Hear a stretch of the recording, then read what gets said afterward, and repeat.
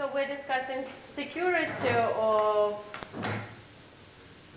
order preserving encryption, and in particular we're studying security of the ideal object random order preserving function. So as I mentioned, for any OPE,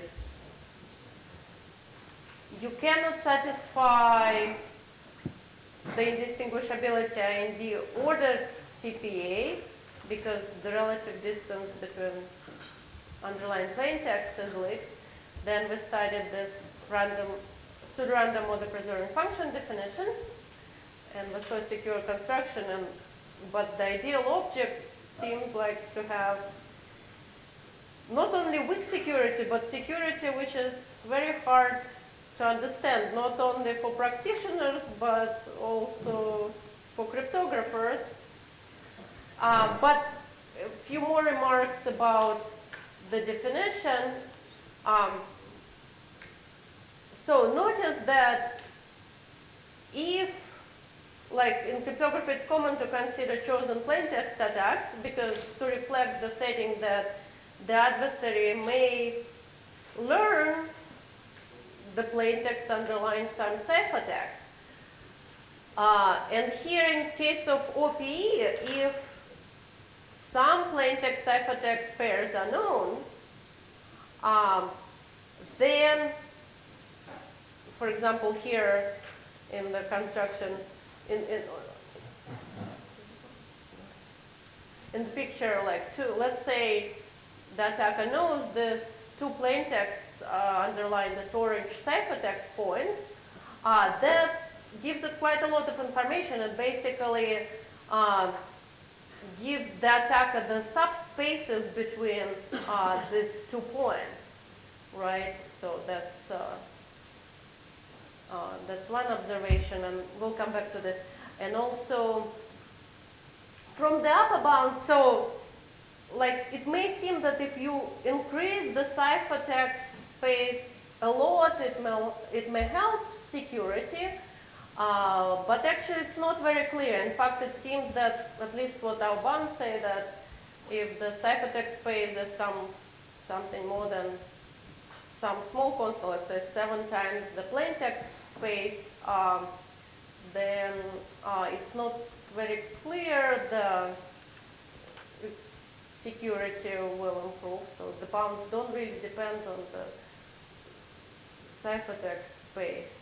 And also another case is that in our definitions, the plain text are picked at random, uniformly at random from the message space, and but in practice the attacker may know something about the distribution of plain text, and then it's not clear what does it do for security. So there are many, yeah. But you're saying increasing more than 7 times doesn't seem to add security? Well, yeah. So in a sense, well, again, so obviously if you have, like, for example, if the ciphertext space equal to the plaintext space, there doesn't seem to be like any security, right? So any reasonable security. And then you start to increase the ciphertext space. Then, like, again, so security, we're talking about this, in what sense? For the sum of the one-wayness bounds I show, it really does not depend on that, or on the ciphertext space. And so yeah, in a sense, it's, I don't know, in what sense are you trying to say it should have better security? Like, if you increase the ciphertext space. Yeah, so. And distribution behaves in the same way from that point on. Yes. Yeah. Because the same attack, for example, that's like the same attack like Hugo was saying, like for any ciphertext, if you just know the ciphertext space and plain text space. For any ciphertext, you know what the most likely plain text is, like where it lies, just by giving the location of a ciphertext. So that does not really change by increasing the ciphertext space, and that's kind of the main point of that. But you know where it is, yeah. When you talk to people about application, is there any application where you think you can make sense? So I myself don't know. When I talk to practitioners about it, many say that it's better than nothing, so it's good for us, right? So that's the attitude. Unfortunately, right? So it's not really meaningful analysis of the. So I never got to the point of studying the data and discussing whether it's suitable or not. I try to, people wanted to understand kind of the implications of security, but then at worst they're saying like it's better than nothing. It comply like some, because all they care, some say you have to use encryption. That sounds like good encryption, that's in the worst case. Some try carefully to understand what it is, and they say we'll just kind of refer this results or knowing to clients, or we'll publish a white paper and at best. But then I don't know myself, so it's kind of hard for me to blame them. I don't know myself a good answer when it's suitable. It's not even true that it's better than nothing. Because if they knew that it's nothing. Yes, yeah, and I agree. For example, right now they only use the format list of social security number, but now that they can increase, they use the format. That's a good point. Yeah, yes. So and yeah, and absolutely, yeah, yes, yeah, yeah. So I was planning to discuss more of the like practical use and attacks tomorrow, but that's all what I'm leading to. So it's a yeah, it's a dangerous area. And in fact, again, I was going to talk about it tomorrow, but even though we weren't in the paper, like we have to be very careful.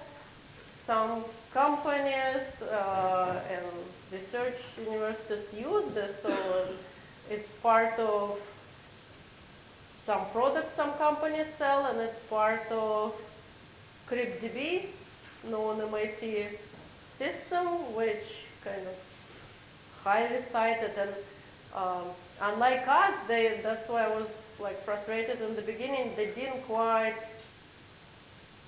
put any warning in their paper, and practitioners read their paper, not our paper. And they just say we use probably secure schemes, and that's all. And that's kind of, and the attacks I'm going to talk tomorrow is on CryptDB scheme, which in some sense well-deserved attacks in this regard. So, yeah, I'm saying it's a tricky situation. And exactly right, so I'm not sure it's better than nothing when you're well aware that your data is not hidden. You understand the risks. It may be better than when you use something and think everything is hidden, and it's not. Yeah. But I'll talk about some improvements, some security improvements you can do. So now that we understand security is not good. So just with respect to one-wayness.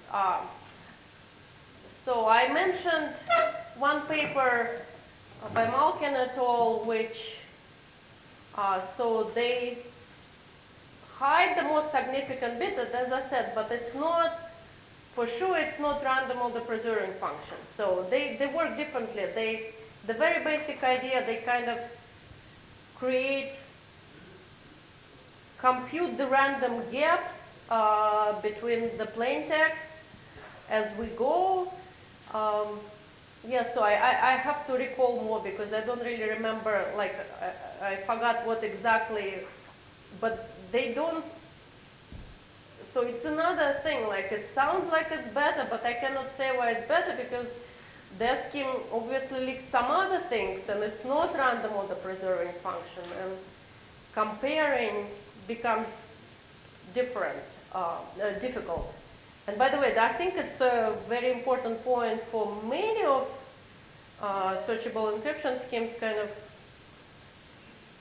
to understand better security definitions, because there are problems with this definition, with other security. It's just hard for practitioners to understand. Some definitions talk about leakage function. They just say that's the leakage function, and everything else is hidden by this leakage function. Sometimes it's very complex, mathematical, or like very formal thing. It's just hard to parse what exactly does it mean. Yeah. But here I wanted to talk about a different approach to help one-wayness while staying with the order preserving function and still not ruining the other security. I mean, doing better in this regard and not much worse in other regard. And here it's a modular OP. It's a very simple idea, is to add a random secret shift before encryption. And so now, if we do this, and knowing the shift you still can decrypt, the idea is here, before, as I said, just the location of a ciphertext gives you a very likely location of the underlying plaintext.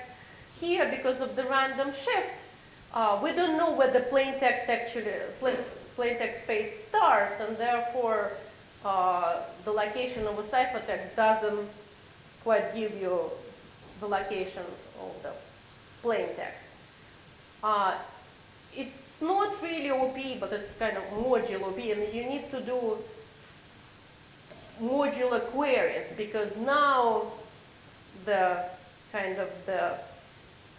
if you encrypt the left and the right points in the range, if it wraps around, then you have to do kind of two queries, because the left point may be actually larger than the right point, but you can still do modular queries.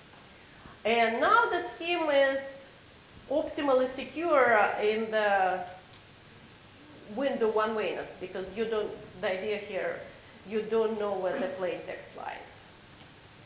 But distance is still, the distance one-wayness security and insecurity is not affected. It's the same as for the original scheme. Okay? But if you know, again, if you know one plaintext and the ciphertext, then it gives you, again, you're back to the original OP.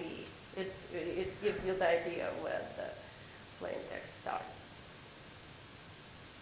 And, but even for this improvement,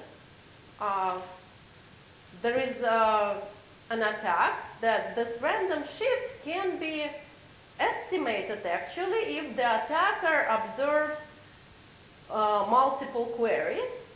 Why? Because no query ever spans this breakpoint, right? It's because it's like the new beginning of the new message space, and you don't do queries around it, and just assuming the attacker sees many queries, which, for example, assume they're uniform, by seeing the point where queries never cover, you can guess where that random shift is. And again, interesting, the one-wayness definition itself doesn't quite capture that. And pseudo-random or the preserved function definition also doesn't capture that. So it's just taking kind of queries into account. But there was a very recent paper which actually appeared at the Sigmod database conference, but it has a formal cryptographic analysis. So they just try to solve this problem. The idea is to add some fake queries in some smart way so that for any attacker, the queries look uniform overall, and they do it efficiently and they have a proof, and then you cannot guess where the shift is. There is another line of work started with the work of Prof et al., where the goal is to improve security. So they try and they do achieve that IND or CPA security, which no other preserving encryption scheme can achieve. But how is it possible? So the workaround is that their solutions are interactive. For each query, the client has to engage into several rounds of interaction with the server just to get the answer to one query. And also the solution, they call it mutable, that also ciphertext stored on the server as a result of these interactions, they change over time. So, and the basic idea, the server maintains and builds a binary search tree, and the encrypted plain text is stored as leaves, and then for each query, the client and the server interactively traverse this tree, and the client decrypts on the way and directs the server where to go. Okay. And also for their solution, like they need to. Yeah. Doesn't it break the whole motivation? I mean, the whole idea is that you don't want to change the server, right? The server is. Well, not necessarily. I said it's a nice property when you, and many practitioners love it, that you don't want to change the server, but it's not the only approach.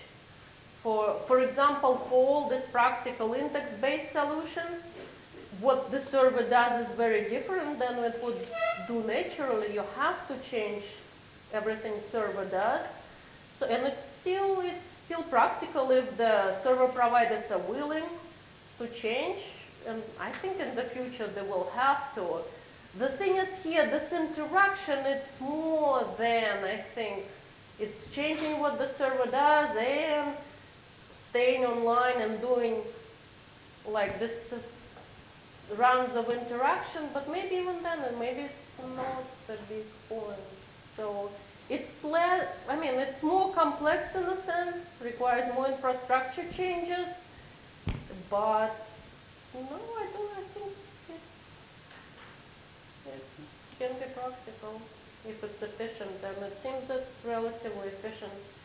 Again, the thing is, I have, like, the service providers are not easy. You have to change the whole infrastructure, but if you build something from scratch and incorporate this, it sounds okay to me. Yeah, and they proved that, I was going to say that you need periodically to rebalance that tree to kind of make room for the new values, and they do this. But they proved that their scheme achieves this IND or CPA definition, which again says only the order of the plain text leaks, no, and nothing else. Okay, no relative distance or anything else. So it sounds like much stronger security. And there is another work by Bonnet et al., which also very recent, this year's crypto. So it achieves this IND or CPA definition, and it's non-interactive.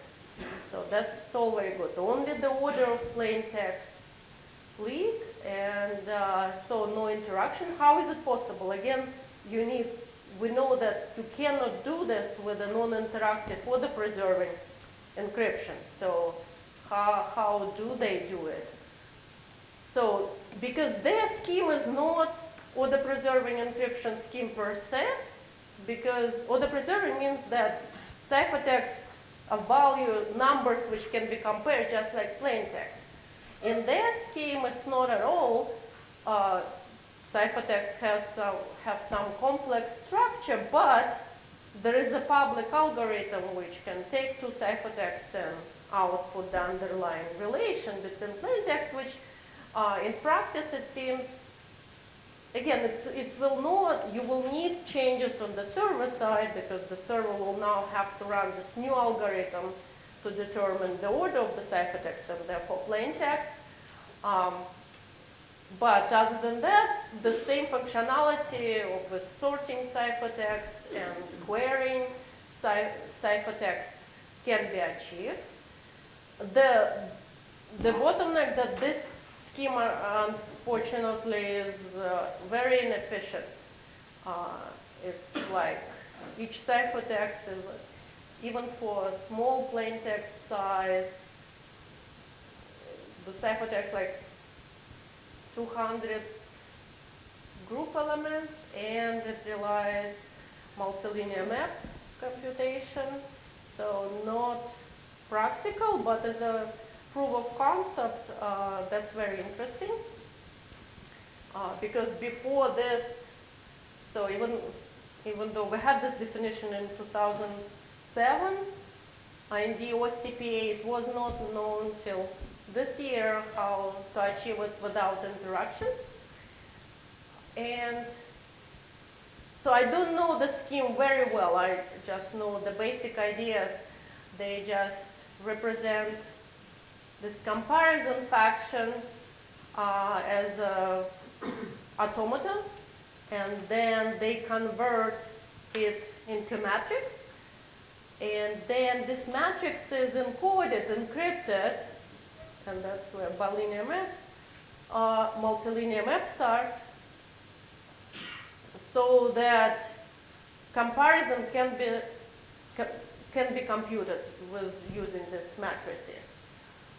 Yeah, and again, for like reasonable, small but reasonable plain text size, they need like level 9 of multilinearity. So they claim that it's implementable, which is probably true, but it's not going to be used in practice as is, but it could be improved later, so I don't know.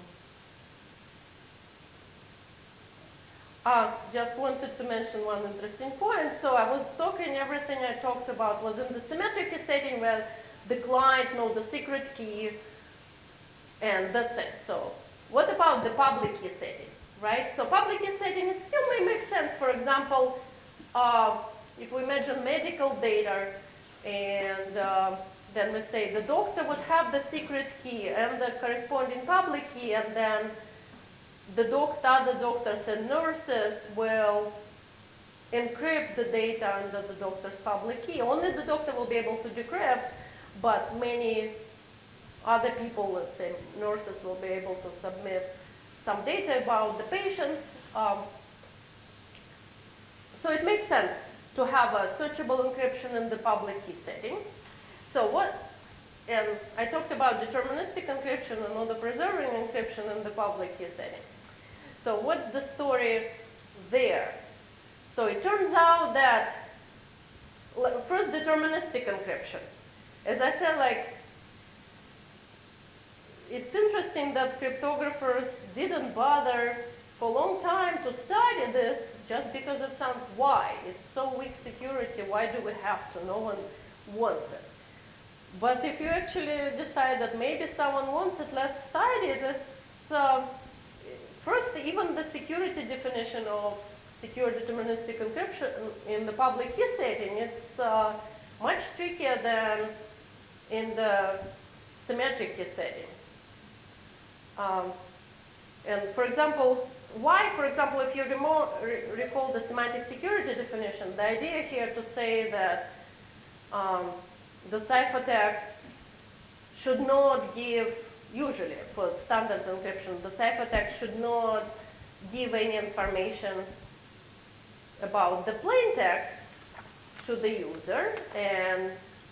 But here, because it's deterministic, it's not possible because the ciphertext is some information about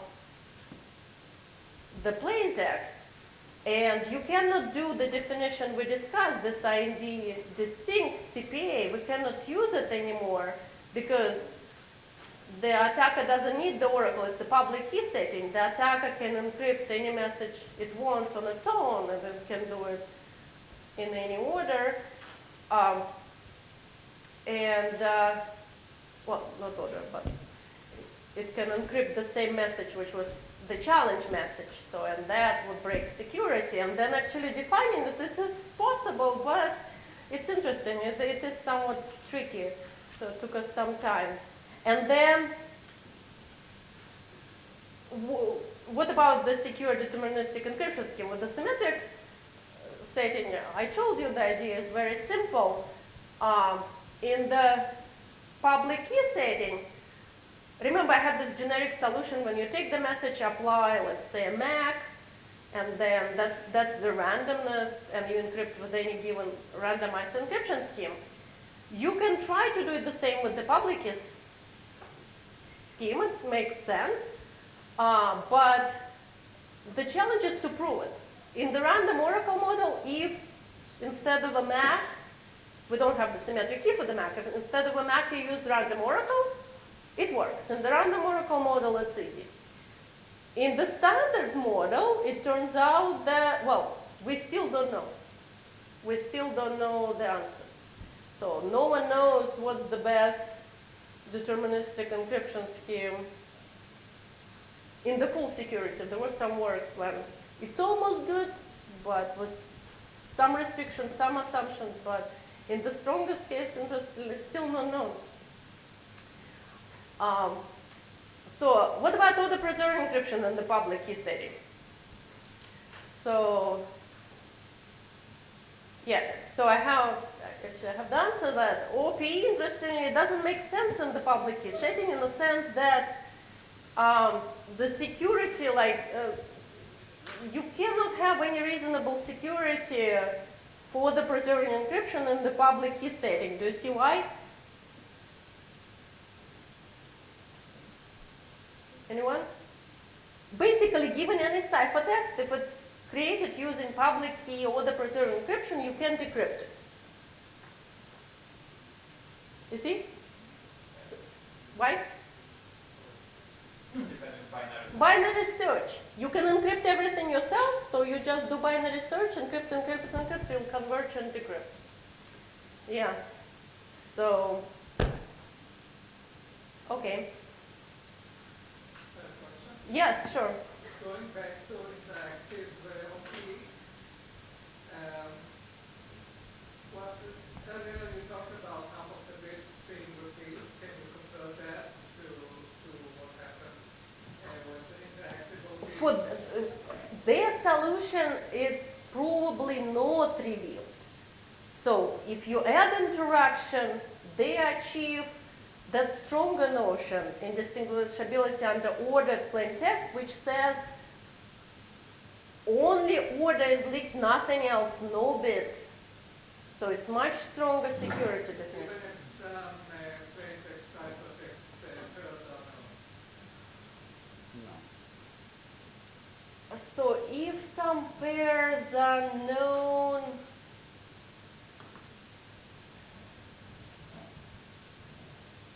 so I don't, in the original definition, there are no pairs allowed to be known. If there are known,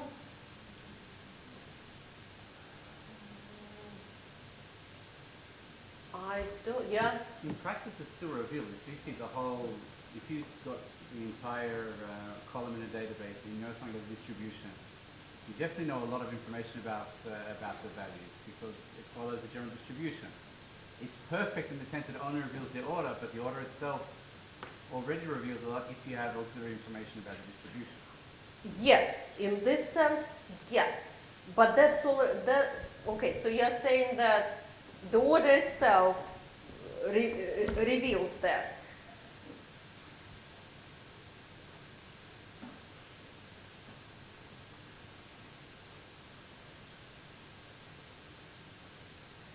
Sure, so it was, yes, so I must correct. So of course, I cannot claim, that's not correct to say that no bits are revealed. So, yeah, it's correct, nothing but the order.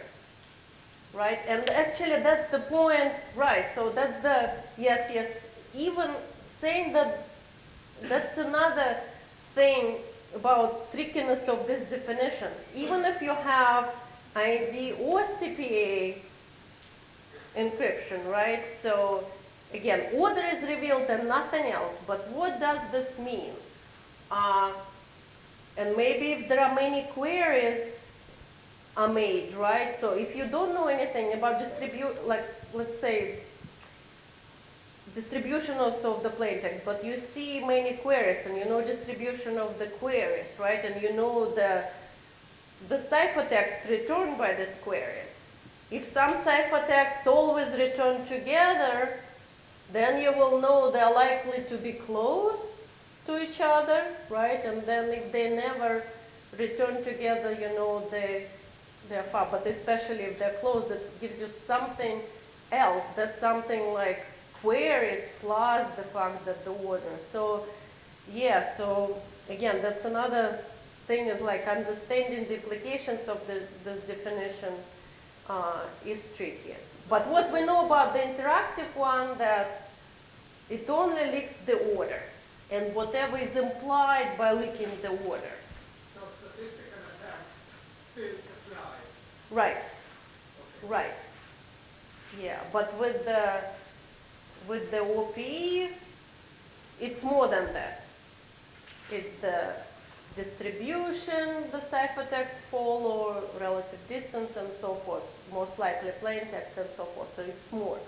But even with this IND or CPA, it's still the order reveals something and would apply the same to the scheme Banero, that an efficient one, because it's the same definition. Only the order is leaked, but order, yeah, means statistical attacks, and I'm going to talk about it tomorrow.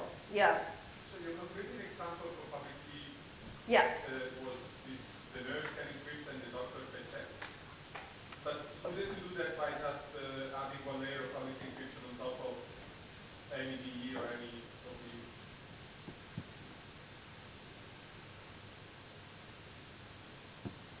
Or is there something that you have to do?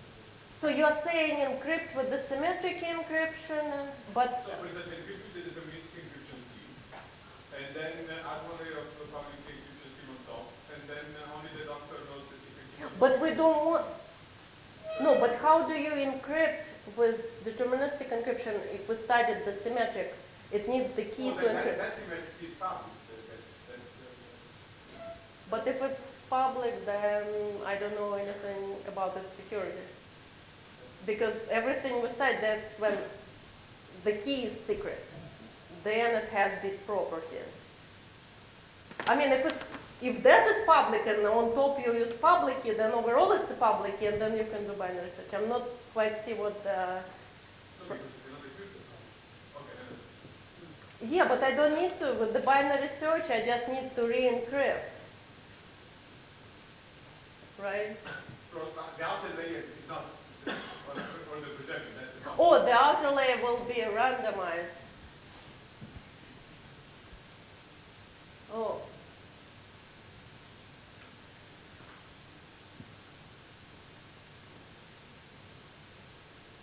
No, but if the outer layer is randomized, then how do you query?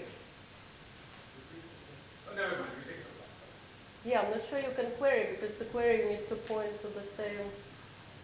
Yeah, but it's a good question. Any other questions? Because yeah, I'm close to being done, so I can gladly to. I mean, I can continue, but actually, it's kind of. I wanted to start with that one tomorrow to discuss the practical use. But so, any other questions? I'll be happy. Or do you suggest I start like what I want to talk tomorrow? I can talk tomorrow about something else, or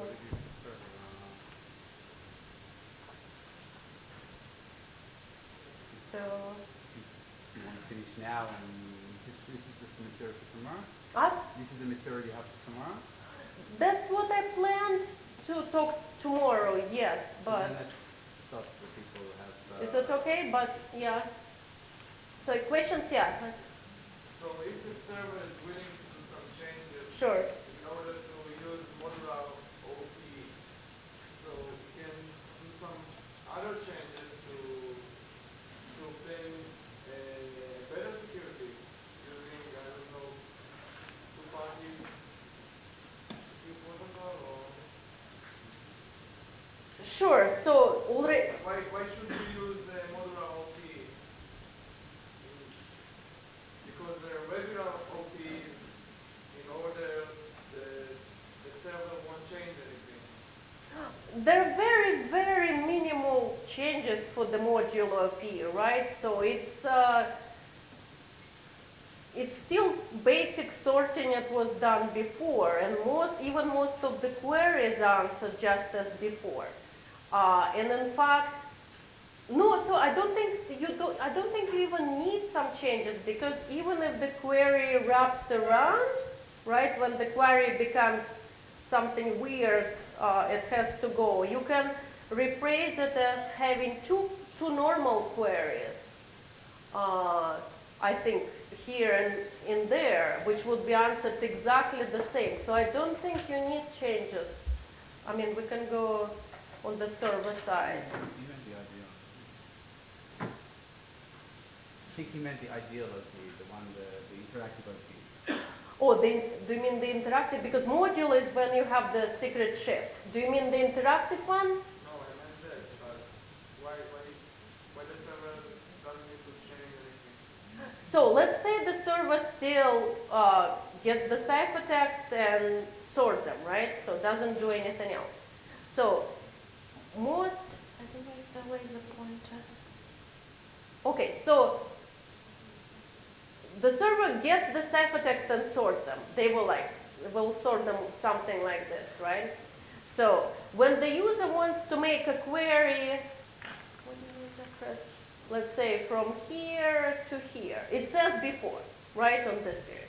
So the only change is when the user wants to make a query from here to here, right? It's still candid. In this case, it sounds like the server has to do something different, but I don't think the server has to be aware. If the user rephrases it as like query from here to here, we're saying this will give it some information necessarily,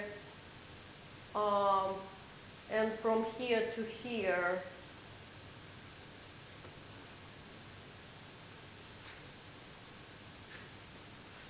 Yeah, so I'll have to recall about breaking security, but just this one query can be rephrased as two normal queries, and the server will just answer them as two independent queries, as before. You see? But that's kind of may give something away, but again, with this fake queries, it covers that. But that's true, so for the solution in general, for the solutions, if we're saying, like that's what you said, if some interaction is allowed, is this the better solution?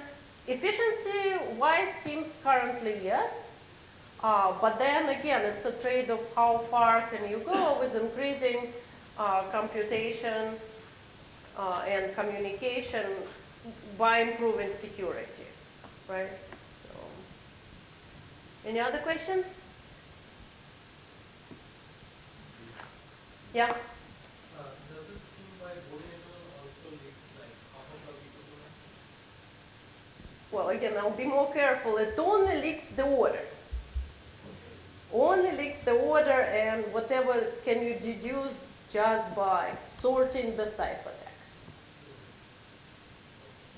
Yeah, but it's much stronger, so definitely it shouldn't leak like half of the bits. But whatever you can deduce from the order. Again, if the ciphertext is so small, you'll know everything. And then, yeah, even if you get the ciphertext, which is, yeah, well, then you'll see what's leaked by that.